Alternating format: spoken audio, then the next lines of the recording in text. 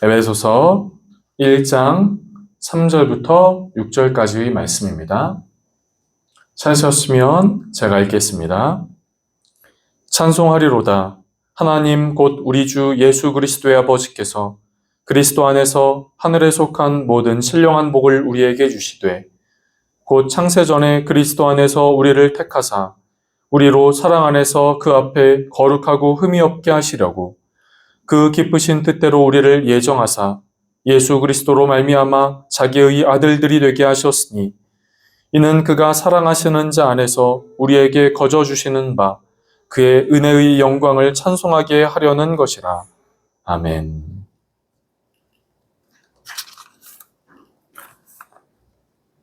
여러분, 헬런 켈러를 들어보셨습니까? 헬런 켈러를 아십니까? 헬렌 켈러는 생후 19개월에 생긴 병으로 인해 보지도 듣지도 말하지도 못하는 이른바 삼중장애를 갖게 되었습니다. 그러나 이것을 극복하여서 당시 미국 사회의 사회운동가, 작가, 정치인으로 활동한 인물로 우리에게 잘 알려져 있습니다. 또 헬렌 켈러를 우리가 생각할 때 그가 쓴 글 중에 참으로 유명한 글이 있지요. 내가 사흘만 볼 수 있다면 이라고 하는 글입니다.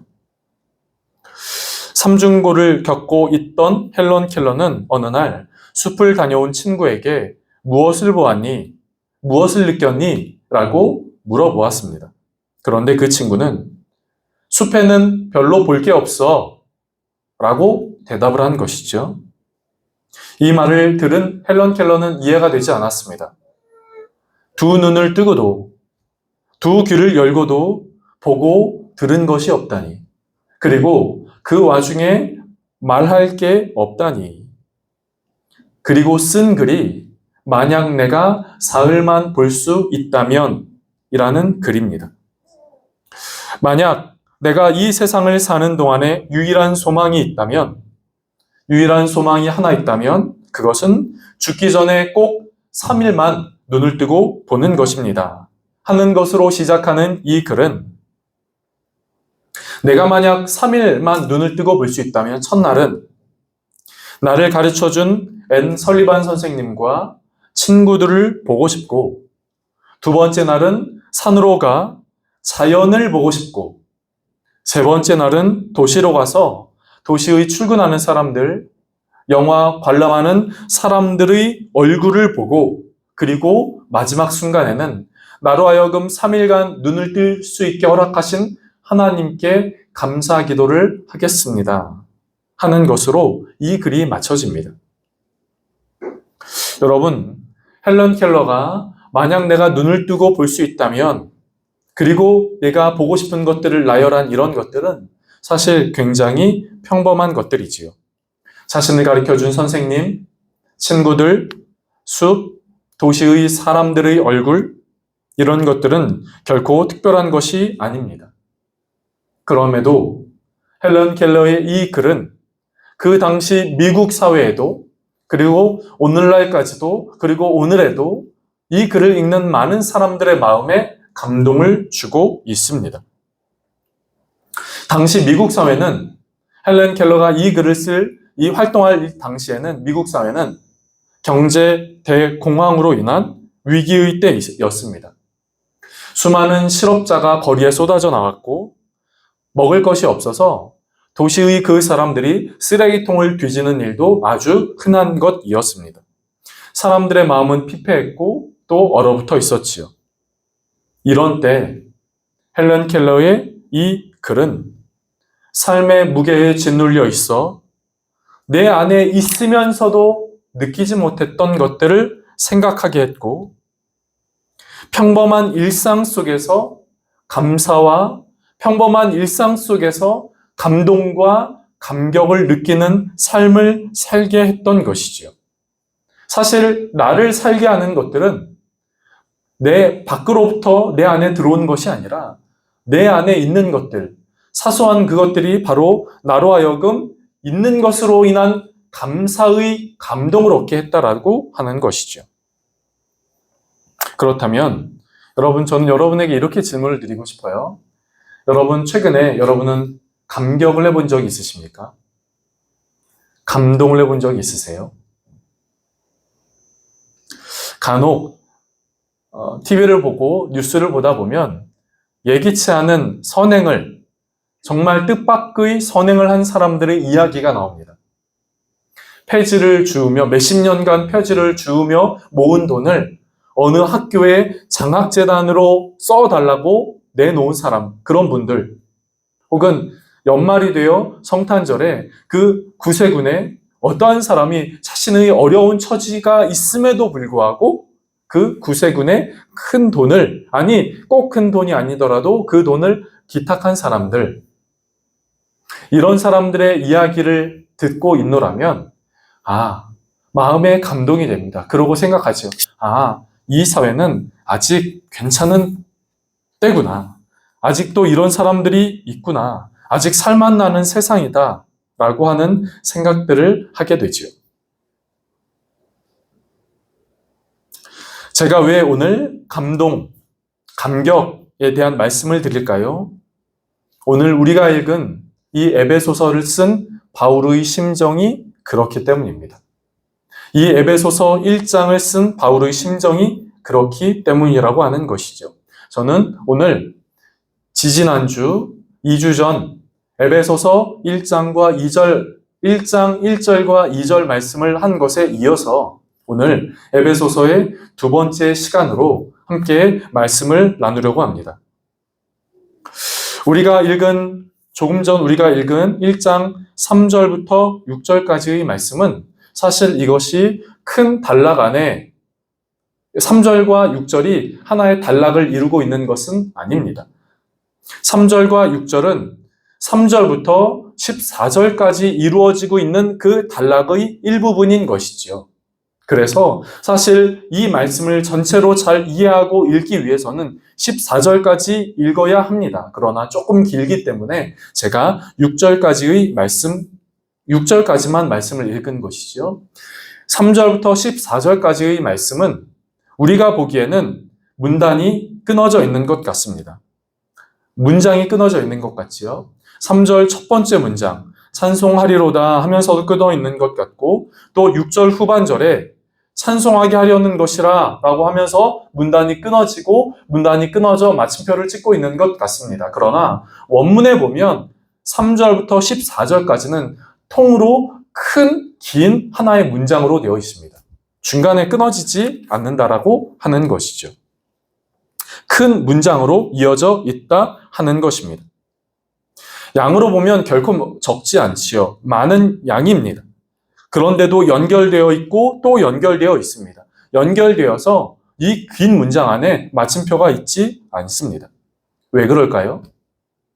왜 바울은 이렇게 그냥 중간에도 끊을 수 있음에도 불구하고 왜 이렇게 3절부터 14절까지 긴 내용을 하나의 문장으로 연결하는 것일까요? 바울이 글을 쓰는 솜씨가 부족해서 그럴까요? 바울이 말을 할 때 그 마침표를 찍는 방법을, 말의 매듭을 하는 것을 몰라서 그럴까요? 그렇지 않다는 것을 우리는 잘 알고 있지요. 바울은 그 당시에 아주 고학력자요, 많이 배운 사람, 글을 잘 쓰는 사람이라는 것을 우리는 잘 알고 있습니다. 그렇다면 왜 바울은 3절부터 14절까지를 하나의 통으로, 문장으로 이렇게 한 것일까요? 그것은 3절부터 14절까지의 그 내용을 결코 끊을 수 없는 내용이었기 때문입니다. 이 내용이 결코 끊을 수 없이 하나의 문장으로 연결될 수밖에 없는 듯한 3절부터 14절까지 끊을 수 없는 그 내용이었기 때문이지요. 그리고 그 내용을 바울은 끊을 수 없어서 숨차듯이 그렇게 말하고 있다 하는 것입니다. 어떤 목사님이 이 부분을 이야기하시면서 이런 비유를 드셨어요. 3절부터 14절까지 바울이 왜 이렇게 문장을 끊지 않고 말하느냐? 그것은 바울이 이만큼 천천히 이 큰 분량을 말을 하려고 천천히 이 분량을 말하는 것이 아니라 바울은 급하게 아주 뛰는 심장으로, 역동적인 마음으로, 열정적으로 이 글을 썼기에 이 문장이 끊어질 수 없는 문장이 되었다 하더라고요. 그러면서 이런 이야기를 하는 겁니다. 학교를 다녀온 자녀가 이런 것이죠. 학교를 다녀온 자녀가 엄마, 학교에서 내 친구 철수가 이런 일이 있었는데 철수가 이랬고 또 그 옆에는 민수가 또 그때는 이러이러했고 또 그 옆에 현주는 또 이런 일이 했고 또 그 옆에 민준이는 이랬고 흡사 학교를 다녀온 아이가 학교에 있었던 그 일을 엄마에게 숨차듯이 끊어지지 않고 열정적으로 내뱉으려고 했던 그 심정이 바울에게 있었다라고 하는 것이죠. 그렇다면 여러분, 우리가 이렇게까지 생각을 한다면 무엇이 바울로 하여금 그렇게 숨차듯이 열정적으로 중간에 문장을 끊을 수 없이 그렇게 문장을 에베소 교회에게 그런 내용을 보냈을까요? 무엇이 바울로 하여금 이렇게 말을 쏟아내고 말을 하지 않으면 안 될 정도로 감격하게 한 것일까요? 오늘 본문을 조금 더 주의하여 살펴보니 그것은 삼위 하나님 때문이었습니다. 바울은 삼위 하나님, 그 하나님에 대하여 거침없이 말을 쏟아내고 있는 것이죠.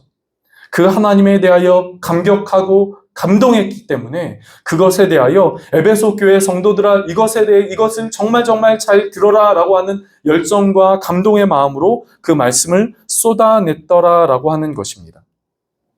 삼위 하나님이란 무엇입니까? 성부 하나님, 그 하나님에 대한 감격.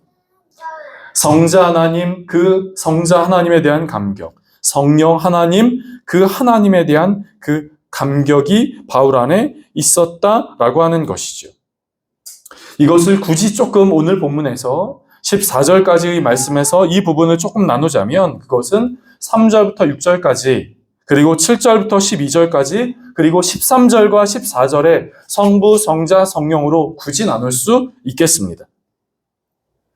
바울은 이 삼위 하나님, 성부 하나님, 성자 하나님, 성령 하나님, 성부 하나님, 성자 예수님, 성령님에 대하여 이 바울은 감격하며 또 갈급해하면서 말하고 있는 것이죠. 여러분, 우리에게는 그렇다면 이 바울의 심정이 있으십니까? 감격하고 감동하고 깨닫고 그것에 대하여 감격을 누리는 마음이 있으십니까? 우리 모두에게는 감격이 필요합니다. 그 감격은 메마르고 무언가 갈급한 우리의 심령을 채워주기 때문입니다. 감동은 사람의 얼굴을 피게 합니다. 사람의 마음을 피게 하지요. 이것은 조금 지극히 제 개인적인 이야기인데요. 저도 이렇게 사람들을 이렇게 보는 것을 좋아하는데, 얼굴을 보는 것을 좋아하는데, 오해하지 말고 들어주십시오. 시간이 흐르고 연세가 많이 연세가 많이 드실수록 얼굴 표정이 많이 굳어지게 되는 것을 보게 되는 것 같습니다. 왜 그럴까요? 살아왔던 시간들이 결코 쉽지 않아서였을 것입니다. 또 그만큼 삶의 여러 가지 무게가 있으셨을 듯합니다. 그런 많은 삶의 무게와 또 삶의 어려움 속에서 살아오셨기에 아마 얼굴 표정이 굳으셨을 수밖에 없었을 것이라고 조심스럽게 생각을 합니다. 그런데 적어도 이렇게 나이가 얼마 안 됐지만 시간이 흐를수록 이런 생각을 합니다. 내가 얼굴 표정이 조금 더 밝게 나이 들어가면서 나이를 먹을수록 그 표정이 굳지 않고 얼굴이 밝고 얼굴이 웃는 표정으로 얼굴이 환하게 그렇게 나이 들었으면 좋겠다라는 생각을 합니다. 제가 그런 생각을 하는 것은 언젠가부터 해왔던 것이기도 하지만 제가 아이를 보면서도 생각을 하게 돼요. 아이를 조금만 같이 놀아주면 까르르 까르르 하하하 그 웃는 표정이 얼마나 보기 좋은지 모릅니다. 나도 저 표정이 되면 좋겠다. 지금뿐만 아니라 시간이 흘러도 저 표정이 되면 좋겠다 하는 생각들을 갖게 됩니다. 그런데 어떻게 그렇게 될 수 있을까요? 저는 그 중에 하나가 그 마음 안에 감격과 감동과 그런 것이 들어가면 그 마음의 표정이 그리고 그 마음으로 인한 얼굴 표정이 바뀌게 되는 것 같습니다. 감동받은 얼굴, 감격 있는 얼굴, 그 얼굴은 분명 그 이전의 표정과 다르기 때문이지요. 사랑하는 성도 여러분, 우리의 마음에는, 우리의 신앙에는, 우리의 믿음의 길에는 감격이 필요합니다. 그것이 없으면 무엇인가 메마르게 됩니다. 갈급해지게 되지요. 그렇다면 무엇으로 우리의 마음을 감격하고 감동할 수 있겠습니까? 저는 바울이 감격하고 감동하여 쓴 이 말씀, 그 바울의 마음과 같이 하나님으로 인한 감격과 하나님으로 인한 감동이 저와 여러분의 마음 가운데 있게 되어지기를 간절하게 바랍니다. 그렇게 할 때 우리는 믿음의 길을 뛰는 심장으로 걸어갈 수 있기 때문이지요. 그렇게 할 때, 하나님으로 인하여 감동할 때 우리는 이 믿음의 길을 지치거나 낙심하지 않고 힘을 내서 걸어갈 수 있기 때문입니다. 우리 안에 하나님으로 인한 감격과 감동이 있을 때야 이 믿음의 길 가운데 이 믿음의 길을 걸어가며 세상에 빛된 얼굴을 보여줄 수 있기 때문인 것이죠. 다시 한번 여러분에게 이렇게 말씀을 드리고 싶습니다. 하나님으로 인한 감격과 하나님으로 인한 감동이 저와 여러분 가운데 있기를 주님의 이름으로 축복합니다. 바울은 삼위 하나님으로 인하여 감격하고 감동하고 있다고 했지요. 그렇다면 삼위 하나님과 예수님과 성령님은 어떤 일들을 하셨기에 바울은 그것들로 인하여 감격하고 감동했던 것일까요? 첫 번째, 바울은 그 성부 하나님의 사역에 대하여 4절 말씀에 이렇게 말하고 있습니다. 4절 말씀 제가 읽어보겠습니다. 곧 창세전에 그리스도 안에서 우리를 택하사 우리로 사랑 안에서 그 앞에 거룩하고 흠이 없게 하시려고. 여러분, 저와 여러분이 어떻게 하나님의 자녀가 되었습니까? 어떻게 하나님 나라의 구원받는 백성이 된 것이지요? 어떻게 하나님의 나라의 그 유업, 그 기업을 받는 백성이 되는 것입니까? 내가 무엇인가 잘한 것 때문에요?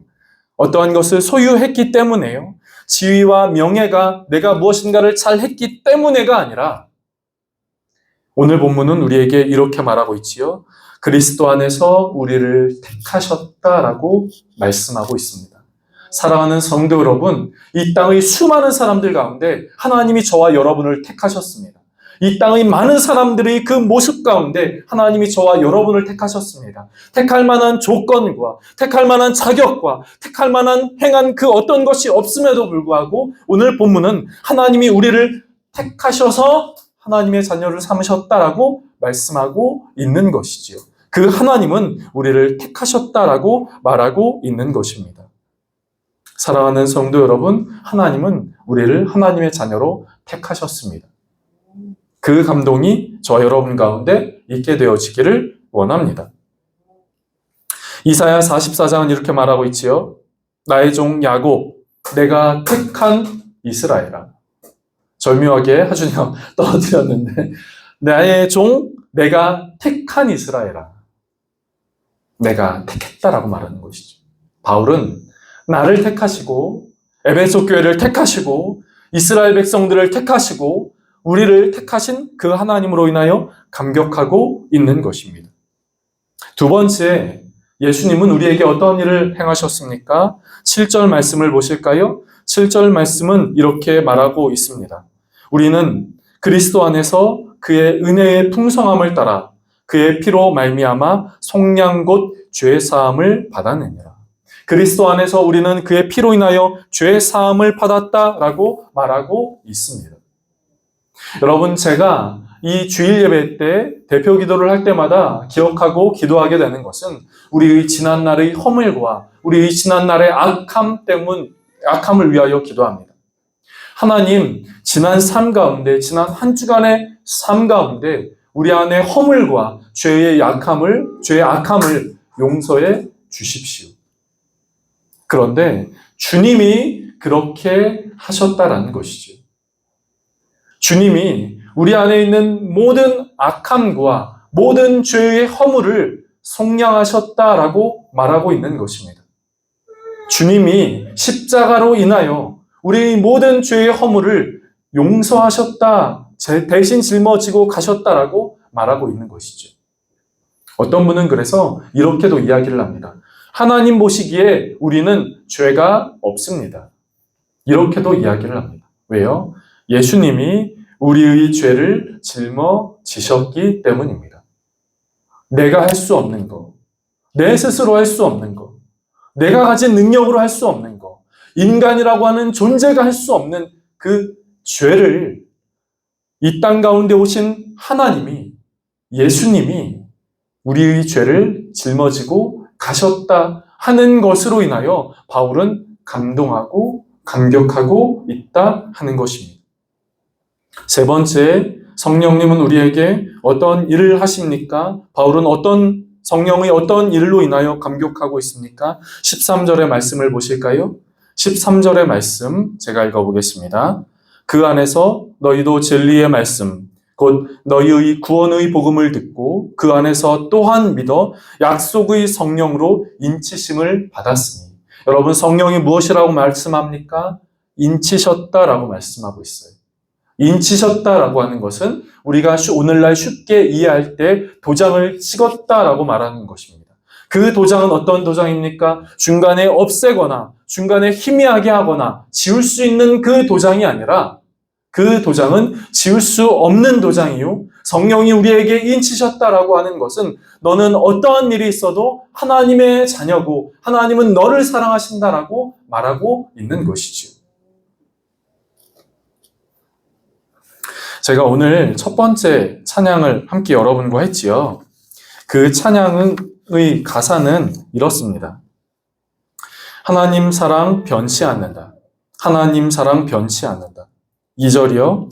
하나님 내 길 인도하신다. 네, 하나님 내 길 인도하신다. 3절이요. 반드시 기도 응답하신다. 반드시 기도 응답하신다. 4절. 하늘의 것을 구하면 산다. 하늘의 것을 구하면 산다. 그런데 이런 이 가사들을 담고 있는 이 찬양의 제목이 진리라는 찬양입니다. 진리라는 것입니다. 다른 말로 이야기하면 하나님이 우리를 사랑하시고 하나님이 우리의 길을 인도하여 주시며 하나님이 우리의 기도에 응답하시고 하늘의 것을 구하면 산다는 것이 진리라고 하는 것이죠. 그런데 우리는 때로는 그 진리에 대하여 흔들릴 때가 있다는 것이죠. 감정적으로 시험이 찾아와서 어떤 일로 인하면 우리는 그것이 흔들릴 때가 있습니다. 그런데 흔들린다고 하는 그 감정과 별개로 성령님은 그것에 대하여, 진리에 대하여, 그리고 오늘 본문에 의하면 복음에 대하여 성령은 우리에게 인치셨다라고 말씀하고 있는 것이죠. 우리가 생각하는 것, 우리가 느끼는 것과 상관없이 성경은, 그리고 성령은 우리에게 분명히 이렇게 말씀한다라고 말하고 있는 것입니다. 흔들릴 수 있는 것이 아니고 지울 수 있는 것이 아닌 것이라고 말하고 있는 것이죠. 그것이 오늘 본문의 성령의 사역이요, 바울은 그 성령으로 인하여 감격하고 감동하고 있다라고 말하고 있습니다. 로마서 8장은 우리에게 이렇게 말하지요. 성령이 친히 우리의 영과 더불어 우리가 하나님의 자녀인 것을 증언하시나니. 성령이 증언하신다 말씀하고 있는 것입니다. 사랑하는 성도 여러분, 이 하나님의 사역에 대하여, 하나님, 예수님, 성령님의 사역에 대하여 감격할 수 있는 마음이 저와 여러분 가운데 있기를 주님의 이름으로 축복합니다.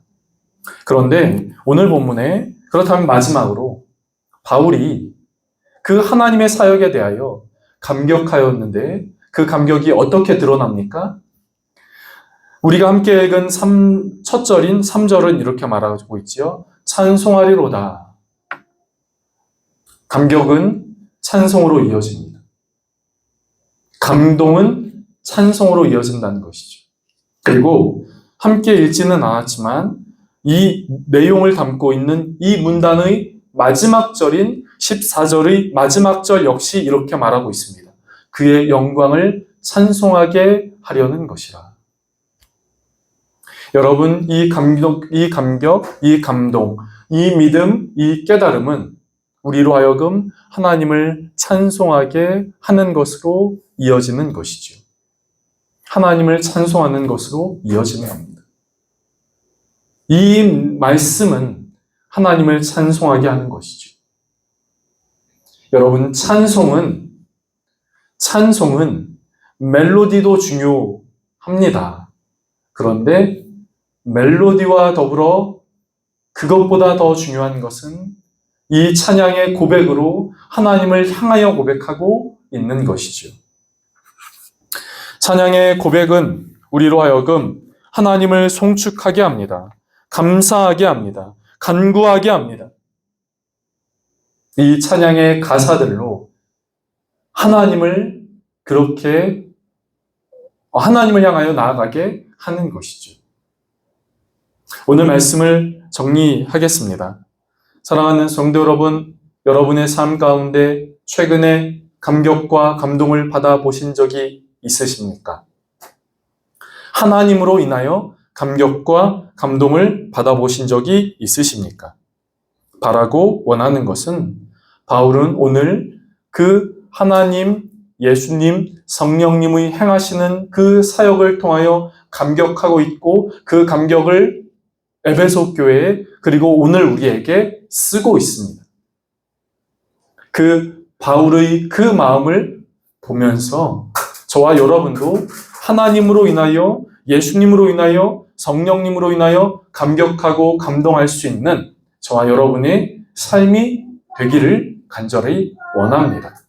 그리고 그 감동은 하나님을 향한 찬송으로, 하나님을 향한 높이는 마음으로, 하나님을 향하여 송축하는 마음으로, 하나님을 향해 최고의 가치를 올려드리는 마음으로 이어질 수 있는 그 믿음이 저와 여러분 가운데 있기를 주님의 이름으로 축복합니다. 기도하겠습니다. 하나님, 오늘 본문의 바울은 에베소 교회를 향하여 자신의 고백을 담아 힘차게 외치고 있는 것을 보게 됩니다. 감동하고 감격하여서 자신이 이 믿는 바를 그리고 자신의 마음을 감동하게 한 감격하게 한 그 내용에 대하여 고백하고 있는 것을 살펴봅니다. 하나님, 우리도 하나님의 행하시는 일로 인하여 감격하고 감동할 수 있는 우리의 마음이 되게 하여 주시옵소서. 하나님, 우리로 하여금 마음이 굳어지거나 마음이 냉랭해지거나 또 하나님 믿음의 길을 걸어간다라고 이야기를 하지만 하나님과는 별개로 하나님과는 분리되어 살아가는 그런 마음이 있다면 하나님, 이 시간 다시 한번 우리의 마음을 붙들어 주셔서 하나님, 예수님, 성령님이 행하시는 일로 인하여 감사하고 감격하게 해 주옵소서. 그래서 우리 역시 이 믿음의 길을 힘차게 걸어가고 나아갈 수 있게 우리를 붙들어 주시옵소서. 그리고 이 감격과 감동이 하나님을 향하여 예배와 찬양과 고백으로 이어지는, 그렇게 올려드리는 귀한 믿음도 되게 하여 주시옵소서. 감사하고 예수님의 이름으로 기도드립니다. 아멘.